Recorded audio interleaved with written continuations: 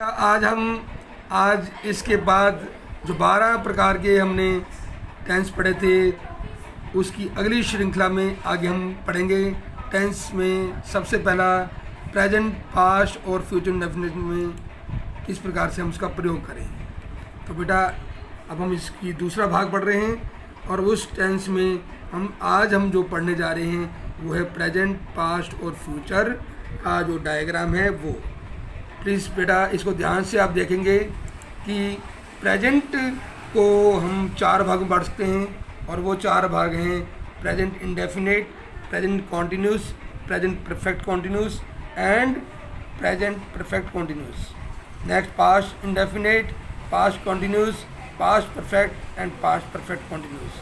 Future में future indefinite, future continuous, future perfect and future perfect continuous. तो इस प्रकार से बेटा ये 12 जो बातें हमने पहले पढ़ी थी पहली वीडियो में, आज हम इसको आगे कर रहे हैं और हम एक एक चीज़ को आज हम पढ़ेंगे कि 12 प्रकार के जो हमारे पार्ट हैं उनका हम कैसे रूटीन में प्रयोग करें, क्योंकि टेंस का प्रयोग तो हम रूटीन में कर सकते हैं, करेंगे तभी फ़ायदा है, केवल बातों से कुछ नहीं होगा। तो बेटा आज हम शुरू करेंगे प्रेजेंट इंडेफिनिट के कुछ रूल्स जिसे हम देखेंगे। अब आपके सामने ये रूल आ गया है कि जिस में subject plus object plus verb, क्योंकि हिंदी में जो ये होता है स्ट्रक्चर, पहले सब्जेक्ट होता है फिर ऑब्जेक्ट होता है लेकिन वर्ब होता है, लेकिन इंग्लिश में इसका स्ट्रक्चर ऐसा नहीं होगा। इसका स्ट्रक्चर कैसा होगा? सब्जेक्ट के बाद वर्ब और वर्ब के बाद हमेशा पहले ऑब्जेक्ट आता है। तो वर्ब को बोलते हैं क्रिया, सब्जेक्ट को बोलते हैं कर्ता या जो व्यक्ति, ऑब्जेक्ट जो होता है किसके लिए कार्य किया जा रहा है। तो इस प्रकार से इंग्लिश का जो स्ट्रक्चर है वो इस प्रकार से नहीं होगा। हमेशा सब्जेक्ट के बाद क्या था? मैं फुटबॉल खेलता हूँ। तो बेटा इसको आप ध्यान से देखेंगे, आई क्या है? सब्जेक्ट, ठीक है। फुटबॉल क्या है? ऑब्जेक्ट, और प्ले क्या है? वर्ब। तो बेटा आपने देखा इंग्लिश में किस प्रकार से होता है। इंग्लिश में सब्जेक्ट के बाद क्या आती है? हमेशा वर्ब, और वर्ब के बाद क्या आता है? हमेशा ऑब्जेक्ट। तो बेटा जिसके पीछे ता है, ती है, ते आता है उसका आपने स्ट्रक्चर इस प्रकार से तैयार करना है।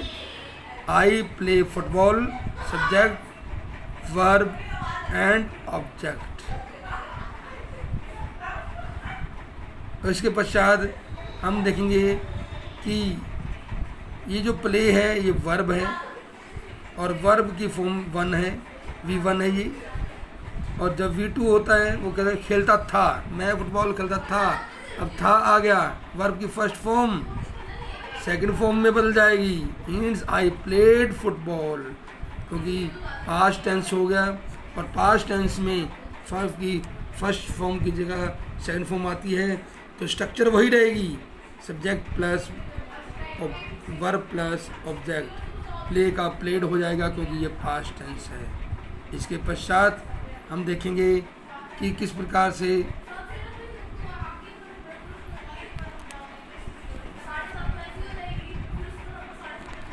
ये जो स्ट्रक्चर हम आपको बार बार दिखा रहे हैं, ये इसलिए दिखा रहे हैं ताकि आपको स्ट्रक्चर बनानी आ जाए। तो इस प्रकार से टेंस में हमने देखा कि पास्ट, प्रेजेंट और फ्यूचर में हम किस प्रकार से स्ट्रक्चर को बनाएंगे। अब हम देखेंगे आगे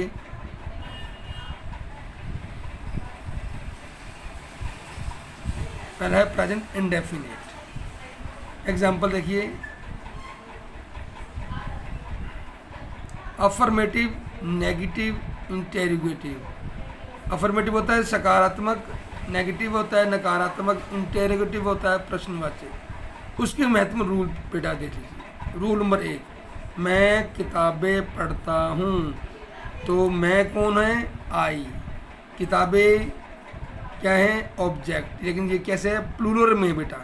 पढ़ता हूँ, पढ़ता हूँ, ता है, ती है, ती हुआ गया, तो उसमें क्या आएगी? वर्ब की फर्स्ट फॉर्म, क्योंकि जब भी आई हम लगाते हैं तो हमेशा फर्स्ट फॉर्म लगाते हैं। तो आई रीड बुक्स, तो आई क्या है? सब्जेक्ट, किताबें क्या है? ऑब्जेक्ट, और पढ़ता हूँ ये है वर्ब। लेकिन ये हिंदी में हुआ, subject plus object plus verb Hindi में होता है, लेकिन इंग्लिश में वर्ब सब्जेक्ट के तुरंत बाद आएगा। मैं बार बार आपको ये बात बता रहा हूँ कि सब्जेक्ट के तुरंत बाद हमेशा वर्ब आएगा। तो इंग्लिश में हमने क्या लिखा, आई रीड बुक्स। तो आई क्या है, सब्जेक्ट, रीड्स क्या है, वर्ब, ऑब्जेक्ट क्या है, मैं किताबें नहीं पढ़ता हूँ। अब किताबें नहीं पढ़ता हूँ, अब नहीं आ गया तो ये क्या बन गया, नेगेटिव सेंटेंस। तो बेटा एक रूल है, सब्जेक्ट के तुरंत बाद वर्ब की फर्स्ट फॉर्म लगाते हैं, लेकिन नेगेटिव सेंटेंस में हम डू या डज का प्रयोग करते हैं। नेगेटिव सेंटेंस में हमेशा डू या डज का प्रयोग करेंगे। आई के साथ हमेशा डू आता है, और हमेशा जो भी हमारी डू डज होगी उसके बाद हमने नॉट लगाना अगर नेगेटिव सेंटेंस है। तो ये स्ट्रक्चर बेटा भूलनी नहीं है, सब्जेक्ट के तुरंत बाद डू प्लस नॉट होगा, और फिर वैसे ही चलेगा। रीड मीन्स वर्ब की फर्स्ट फॉर्म प्लस ऑब्जेक्ट। तो बेटा रूल नहीं भूलने आपको। तो देखिए, I read do not read book. तो आई डू नॉट, तो डू नॉट इसलिए लगाया क्योंकि ये सब्जेक्ट के तुरंत बाद क्या आ गया, डू, क्योंकि हमेशा वर्ब और सब्जेक्ट के बीच में डू डज का प्रयोग करके नोट लगाना है। अब आप नेक्स्ट सेंटेंस देखेंगे। नेक्स्ट सेंटेंस कहता है, क्या मैं किताबें पढ़ता हूँ। अब क्या आ गया बेटा, लास्ट में क्या है, ये देखिए आपके सामने लास्ट में हमारा क्वेश्चन मार्क है। ये देखिए, ये क्वेश्चन मार्क है, और जब भी क्वेश्चन मार्क हो तो समझ लो हमने सब्जेक्ट से पहले वर्ब को लेके जाना है। अगर नेगेटिव नहीं है तो, इंटेरोगेटिव सेंटेंस में नेगेटिव नहीं है तो हमेशा वर्ब पहले आएगी, और अगर इंटेरोगेटिव नेगेटिव हो तो वर्ब मतलब कि जो हमारा डू है वो पहले सब्जेक्ट से पहले होगा, नोट सब्जेक्ट के बाद होगा। तो देखिए ध्यान से, डू आई रीड बुक, ये इम्पोर्टेंट रूल है बेटा, ये रूल नहीं भूलना। डू पहले क्यों आया, क्योंकि रूल है, क्योंकि इंटेरोगेटिव सेंटेंस में क्या, कब, कहाँ, कैसे, क्यों आए, तो हमेशा आपने वर्ब को पहले लिखना है, उसके बाद सब्जेक्ट डू आई, बाकी सेम रहेगा, रीड बुक्स। और अगर थर्ड पर्सन हो तो डज पहले, सिंगुलर सब्जेक्ट के साथ। मैं किताबें नहीं पढ़ता हूँ, I do not read book. क्या मैं किताबें पढ़ता हूँ, ये देखिए डू नॉट आ गया ना यहाँ पर, मैं नहीं पढ़ता हूँ, ये क्या हो गया, नेगेटिव सेंटेंस है, आई पहले और डू नॉट बाद में है। लेकिन ही शी इट के साथ क्या आएगा, डज नॉट, डू नॉट कभी नहीं आएगा, क्योंकि आई फर्स्ट पर्सन है, डू मैं किताबें पढ़ता हूँ, आई रीड बुक्स, बिल्कुल ठीक है। लेकिन ही वह किताब पढ़ता है तो ही रीड्स बुक्स हो जाएगा बेटा, रीड नहीं होगा। अब आपके सामने देखिए, he goes to school, he reads book. तो सकारात्मक वाक्य, नकारात्मक वाक्य हमने देखे, तो प्रेजेंट टेंस में हमने इस प्रकार देखा। अब हम देखेंगे नियम नंबर 1। बेटा अब आपने इसको नोट करना है, कभी भी कोई वाक्य हु से आरंभ हो तो उसके साथ डू या डज का प्रयोग नहीं होता। हु से स्टार्ट हो तो उसके साथ डू डज का प्रयोग नहीं होता। इसके लिए हमें क्या करना होगा, वो हम एक एग्जांपल देखेंगे। वो एग्जांपल क्या कहता है, हु गोज टू स्कूल है, तो ये भी क्वेश्चन मार्क, लेकिन इसमें ये जानकर लेना कौन स्कूल कॉलेज जा रहा है। यहाँ पर किसी के बारे में पूछ रहा है, क्वेश्चन तो है, लेकिन इसमें डू डज का प्रयोग नहीं होगा क्योंकि ये डायरेक्ट क्वेश्चन है। तो इस प्रकार से ये नियम बने हुए हैं। हु मेक्स ए नॉइस, कौन शोर कर रहा है, तो हमें बताना होगा उस व्यक्ति का नाम जो शोर कर रहा है। तो यहाँ पर ये बातें आपने ध्यान रखनी है। अब उसके पश्चात हम देखते हैं नियम नंबर 2 क्या कहता है।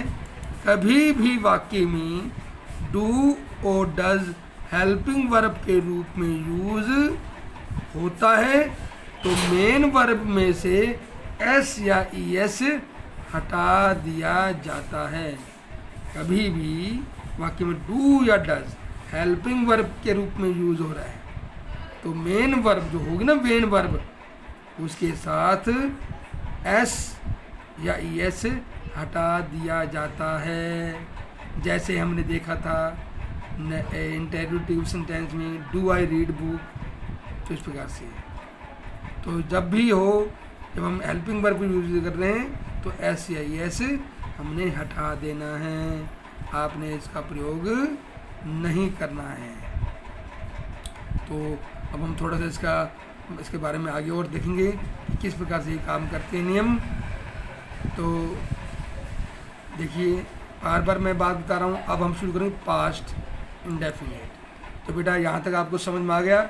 तो इसके बाद हम शुरू करेंगे पास्ट इंडेफिनेट, जिसमें हम नियम सीखेंगे। स्ट्रक्चर वही रहेगी, subject plus verb plus object. Structure कभी चेंज नहीं होती, इंग्लिश का ये रूल है। हमेशा चेंज होंगे तो क्या चेंज होंगे, हमेशा हेल्पिंग वर्ब चेंज होगी according to the subject, according to the tense. तो देखेंगे पास्ट इंडेफिनेट में क्या रूल हैं। इसमें भी वही बात है, हम इसमें भी तीनों चीज़ों के बारे में देखेंगे और मेन रूल देखेंगे कि जो उसका इंडेफिनेट सेंटेंस होगा वो कैसा होगा। कोई काम हो चुका है,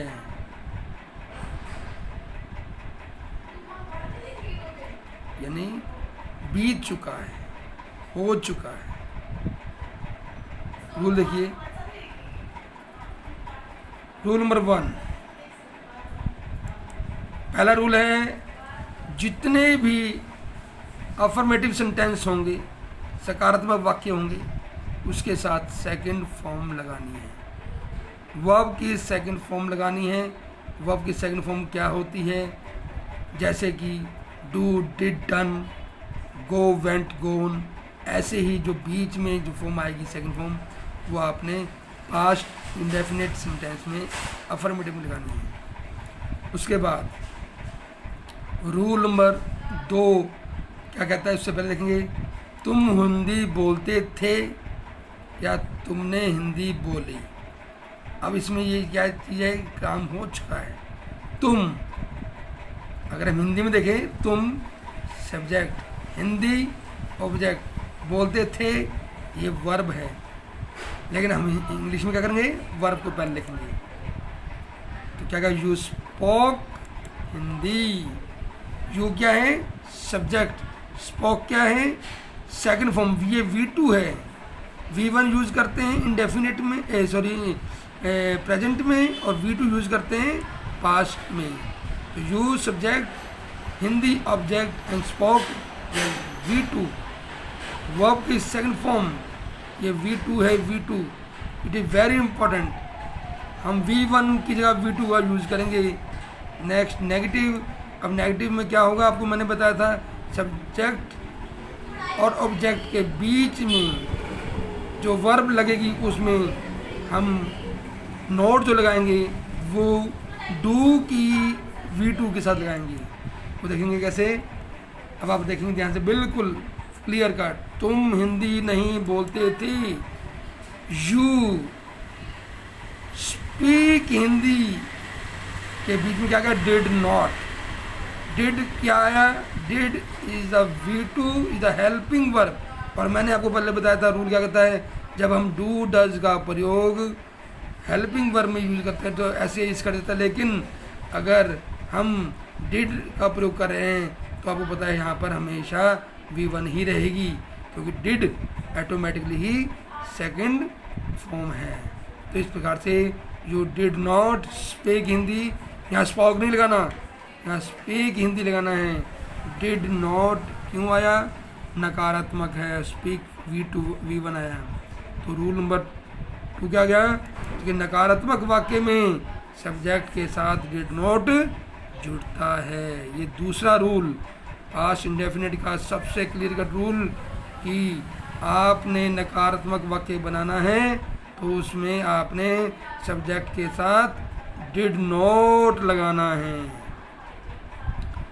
तो you do not speak Hindi, क्योंकि प्लूरल सब्जेक्ट है तुम, यहाँ V2 की जगह V1 आएगा क्योंकि डिड आ चुका है। मैं बार बार कह रहा हूँ, रूल को फॉलो करिए, इंग्लिश की हर चीज़ आपको क्लियर हो जाएगी। अब आप देखिए इंटेरोगेटिव सेंटेंस जिसमें प्रश्नवाच्य होंगे, इसमें क्या करोगे, मैम ने आपको पहले भी बताया था, चाहे कोई भी टेंस हो, इंटेरोगेटिव सेंटेंस में हमेशा सब्जेक्ट से पहले आपने डू, डज, डिड पहले लगाना है। तो पास्ट है तो क्या पहले आएगा, डिड। क्या तुम हिंदी बोलते थे, डिड यू स्पीक हिंदी। और अगर नॉट होता तो did you not speak Hindi. तो सबसे पहली बात है, डू, डज हो, डिड हो वो पहले लगाएंगे, लेकिन पास्ट में डिड को पहले लेंगे। ये हमने रूल सीखा था। तो बेटा जो भी आप काम करें, यहाँ भी V1 लगेगी क्योंकि डिड आ चुका है। बार बार कह रहे हैं सेकंड फॉर्म कब लगानी है, अफर्मेटिव सेंटेंस में सेकंड फॉर्म, लेकिन उसके बाद इंटरोगेटिव और